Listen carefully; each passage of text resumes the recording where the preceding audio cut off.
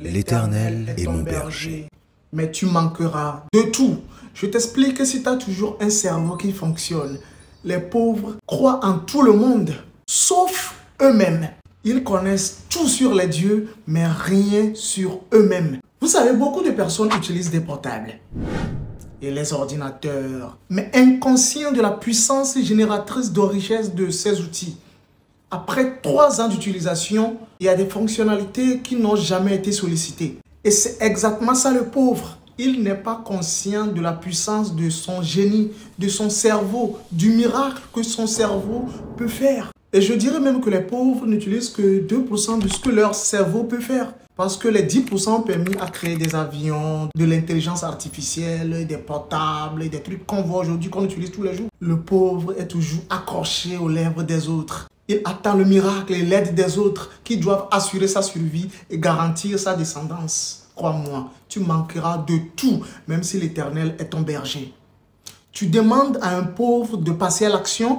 Il a soudain la capacité de t'inventer des arguments pour rester dans sa situation. La seule partie du cerveau qui fonctionne, qu'il utilise, c'est la partie qui dit « Attention, le réservoir est vide », c'est-à-dire il a faim. Mais il y a une partie qui ne dit rien, même quand il a faim. Parce que tu n'as pas pris l'habitude de solliciter cette partie de créativité, de l'intelligence, de la connaissance, de l'analyse.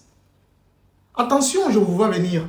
Être pauvre ne veut pas dire avoir les poches vides, car celui qui vient de gagner au loto n'est pas un riche, c'est un pauvre avec plein d'argent. Il va le perdre tôt ou tard. Être riche, c'est beaucoup de choses. L'éducation que l'enfant des riches reçoivent, ce n'est pas l'éducation que l'enfant des pauvres reçoivent. Tes enfants vont venir gaspiller, dilapider cet argent-là. Donc c'est 2 classes différentes en fait, c'est 2 écoles différentes. Donc si toi-même tu gagnes de l'argent par miracle aujourd'hui, tôt ou tard tu vas le perdre, ça c'est sûr. Alors que le riche a la capacité de produire, de créer de la richesse en fait. Ça veut dire que même si tu le retires tout ce qu'il a, il va se débrouiller pour se reconstruire parce qu'il en a la capacité, ok? Il peut créer de la richesse, c'est ça la grande différence. Donc vous pouvez voir un individu aujourd'hui, mais la façon dont il réagit, la façon dont il se comporte, prouve qu'il va devenir tôt ou tard riche.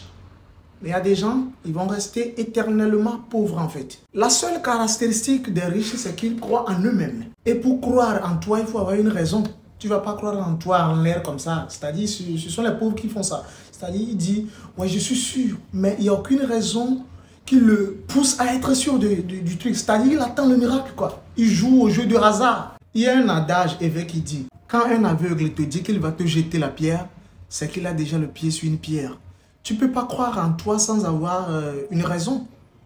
Tu ne peux pas sauter d'un immeuble sans parachute et dire que tu crois en toi. Ça, c'est le truc des pauvres, en fait. C'est-à-dire ce sont des gens qui croient aveuglément. Sortez de chez vous, le monde a beaucoup de choses à vous apprendre. Nourrissez-vous de connaissances, sollicitez votre génie et vous ne manquerez de rien. Car